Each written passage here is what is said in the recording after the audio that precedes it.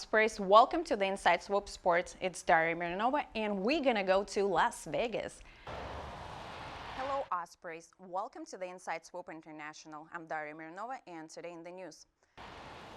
Hello Ospreys, welcome to the Inside Swoop Sports. It's Daria Mironova and we're gonna go to Nashville.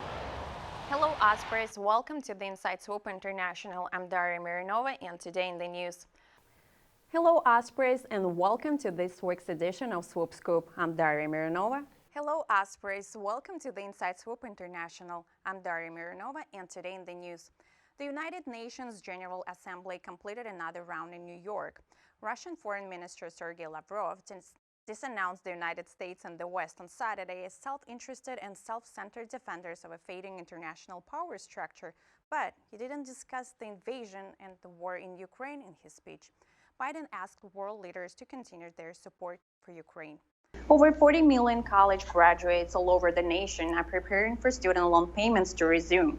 During the coronavirus pandemic, there was a federal freeze on student loan payments, but this break will end early this fall. While it might be tempting for some to continue not making payments, consequences for failure to pay will be severe. People who choose not to pay will start to see their credit score go down and have trouble receiving financial aid in the future.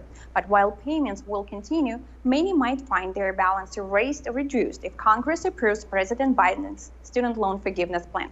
Back to you guys. Hello Ospreys, welcome to the Inside Swoop International. I'm Daria Mironova and today in the news.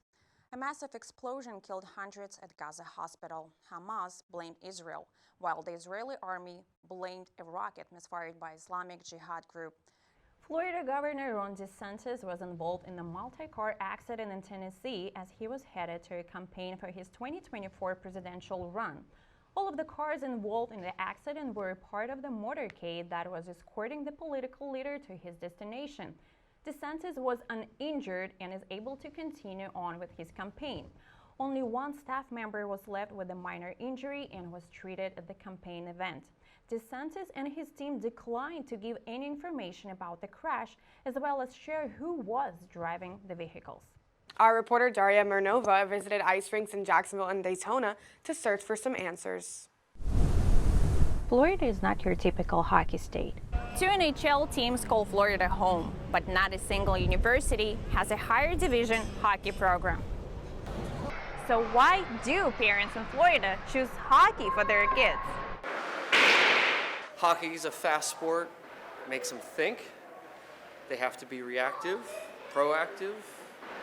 My biggest thing is it's always 50 degrees out in the ice rink here. So hockey climate is about staying chilled, avoiding heat and sunburn in Florida, but what about the sports side? My husband and I grew up in Buffalo, New York, which is very much so a hockey town.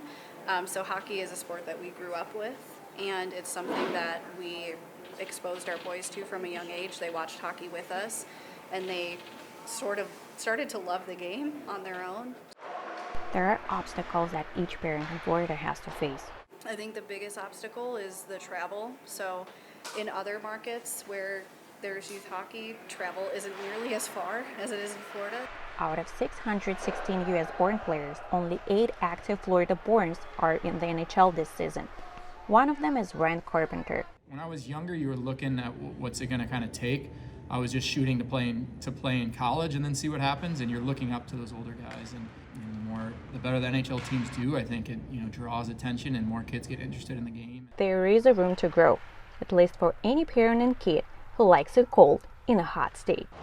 Hello Ospreys, welcome to the Inside Swoop International. I'm Daria Mironova and today in the news. Brutal killings of women in Western Balkan countries trigger alarm and expose faults in the system. A man in Bosnia killed his wife and streamed the murder live on Instagram. In neighboring Serbia, 27 women were killed in the gender-based attacks this year, despite efforts to raise awareness and reverse the trend. Throughout the Western Balkans, women are harassed, raped, beaten, and killed, often by their partners and after repeatedly reporting the violence to the authorities. In response, women's groups in the region have organized protests to draw public attention and demand action. 4 Russian men accused of torturing an American during the invasion of Ukraine have been charged with war crimes in the first-of-its-kind case, the Justice Department announced on Wednesday. U.S. officials described the case as a history-making moment in their investigation into Russian war crimes. More charges could be coming.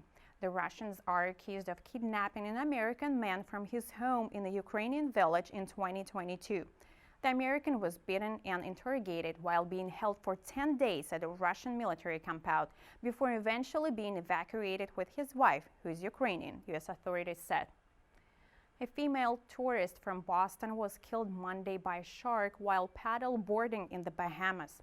The victim, who was not identified, was attacked less than a mile off the western end of the Providence Island, where the capital, Nassau, is located. She was paddle boarding with the man, who was not injured. Police said a lifeguard rescued both people with the boat, but the woman suffered serious injuries to the right side of her body and was declared dead at the scene despite CPR efforts. Well, that's another edition of Inside Swoop International. I'm Daria Mironova. See you next time.